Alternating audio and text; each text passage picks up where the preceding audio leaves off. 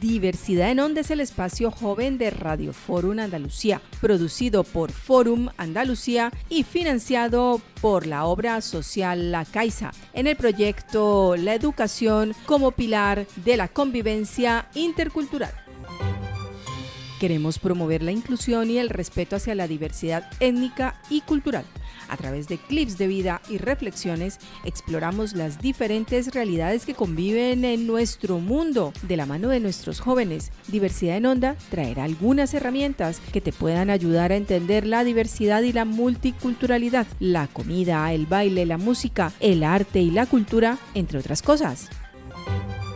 Súmate a Diversidad en Onda en nuestras redes sociales de TikTok, Spotify, Instagram y Facebook. Nos escuchamos cada miércoles a partir de las 6 de la tarde.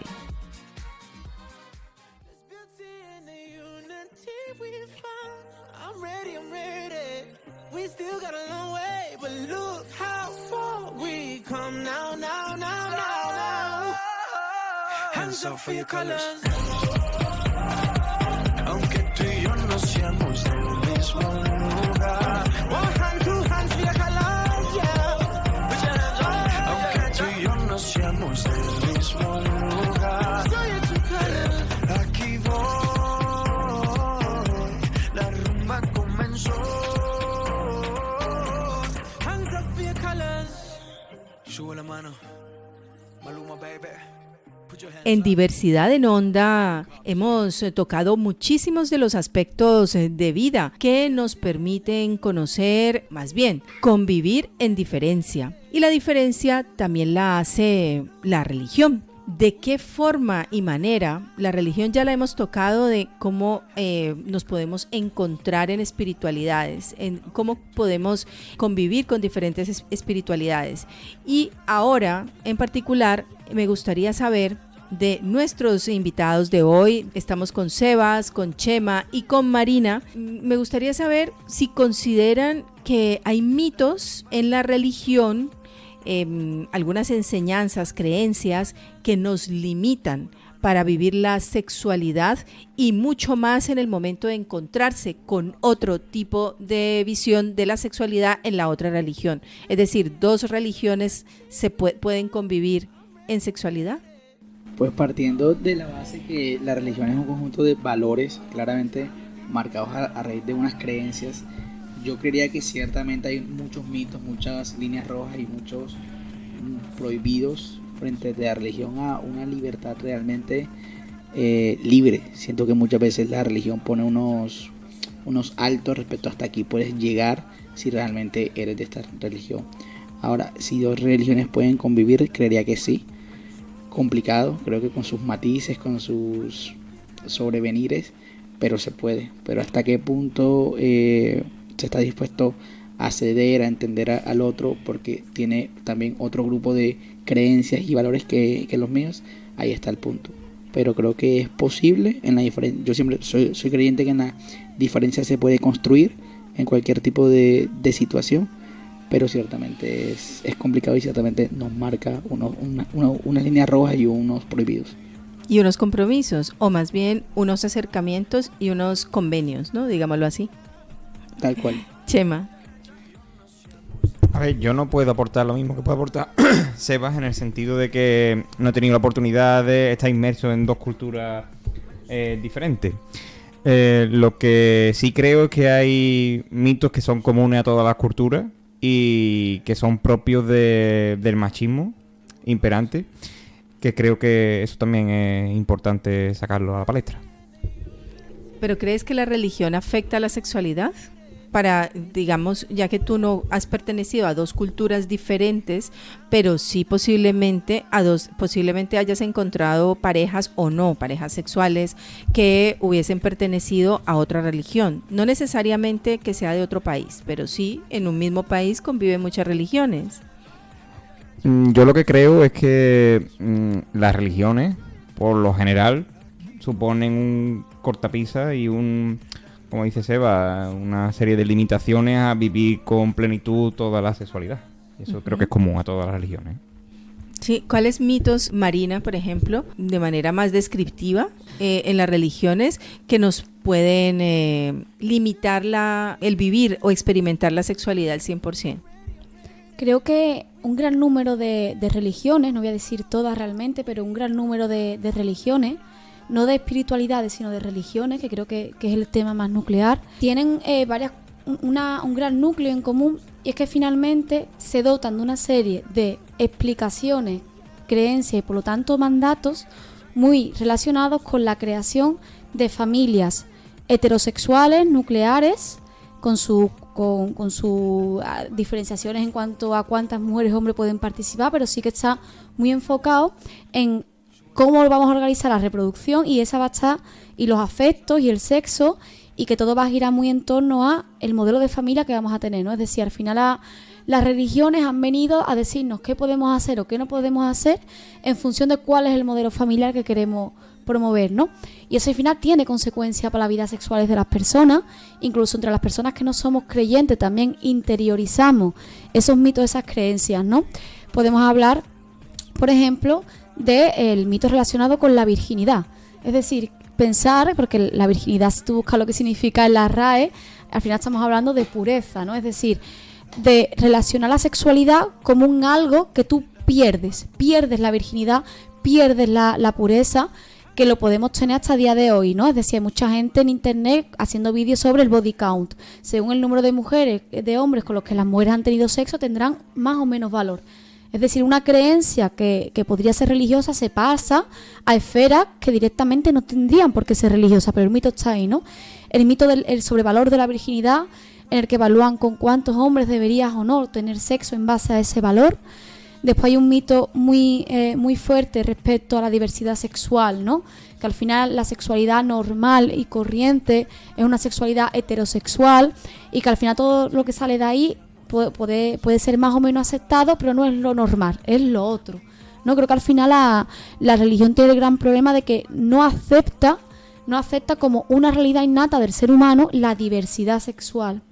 Y luego creo que es muy castradora y constriñe mucho el placer sexual. ¿En qué sentido?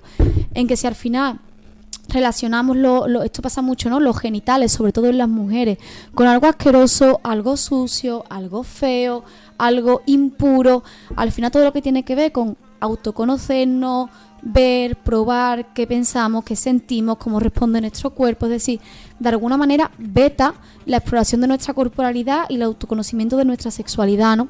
Y creo que así podríamos estar hablando de un largo etcétera, pero al final en conclusión creo que el gran mecanismo de la religión es la culpabilidad respecto a la sexualidad. Claro, la culpabilidad basada en esas normas o en esas premisas de cada una de las religiones, ¿no? Exacto. De cada una de esas espiritualidades que nos han marcado el camino.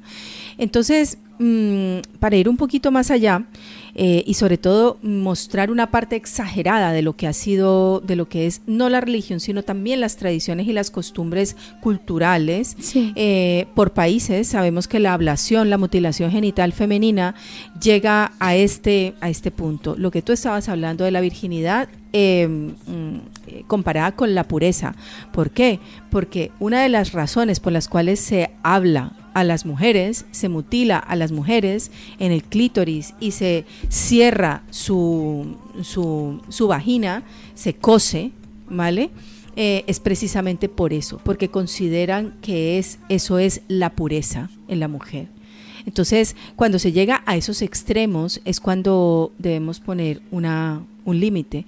De ahí la pregunta, si las religiones y yendo un poco más allá, las tradiciones y las costumbres de las diferentes culturas en los diferentes países sobrepasan esa humanidad, ¿no? En Colombia, una de nuestras culturas indígenas aparecía en el mapa de las comunidades que todavía practicaban la ablación hasta el 2020, 2019, 2020 aproximadamente se seguía gestando esta práctica. Tradicionalmente han sido las cifras, tú las lees y las lees de países africanos. Por ejemplo, Estamos hablando de Gambia, de Guinea-Bissau en menor medida. Nigeria, por ejemplo, es uno de los países con mayores indicadores de ablación, y así muchas de los países, sobre todo del centro de África y del Oriente. Sebas, me gustaría preguntarte, ¿tú crees también, y a todas y a todos los que estamos en la mesa, si también las costumbres de cada uno de nosotros, si eso también genera choques, ¿no? Yo creo que sí, inevitablemente un encuentro con alguien con el que no compartes directamente tus mismas gustos, perspectivas o visiones, miradas respecto a la sexualidad, lleva a un choque. Es un choque en el que hablando y llegando a puntos intermedios se suele solucionar, pero claro, normalmente el primer acercamiento suele ser un choque de yo por aquí no paso y yo hasta acá no llego. Y no es mediante la charla, el habla, decir, bueno, pero mira, hay que explorar. Entonces suele ser bastante una barrera. Sobre todo, por ejemplo, yo siento que una comparación entre Colombia y España, los dos somos países muy católicos. Somos países que tienen una religión católica muy presente.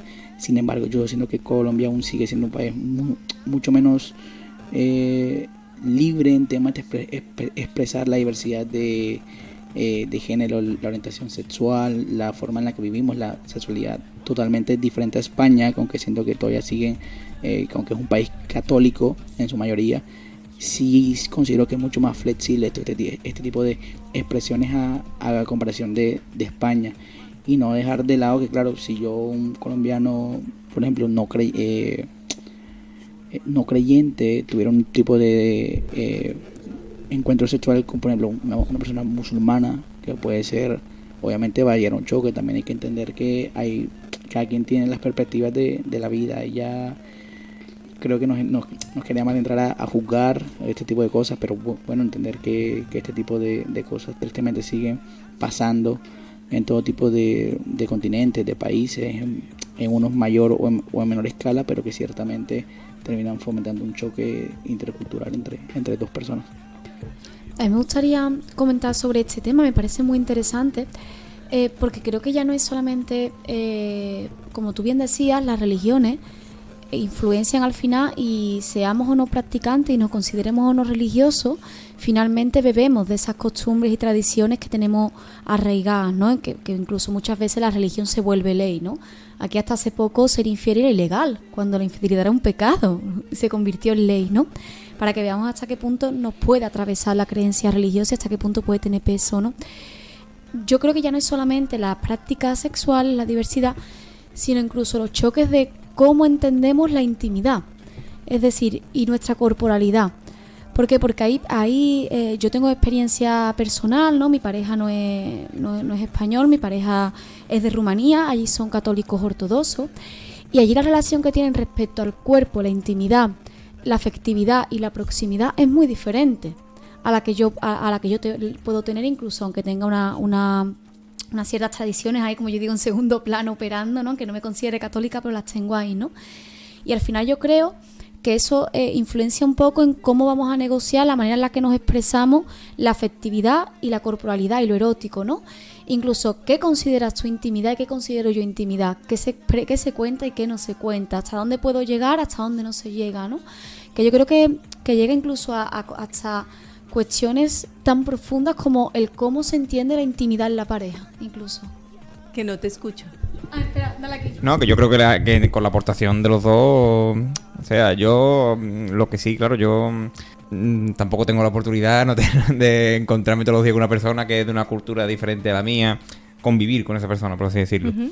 Pero lo que sí creo que es cierto que son muy importantes esos valores que dice Marina que tenemos de fondo, en cuanto a la consideración de la sexualidad en general, ya no tanto a prácticas concretas, sino a eso que comentaba Marina, ¿no? que lo suscribo totalmente.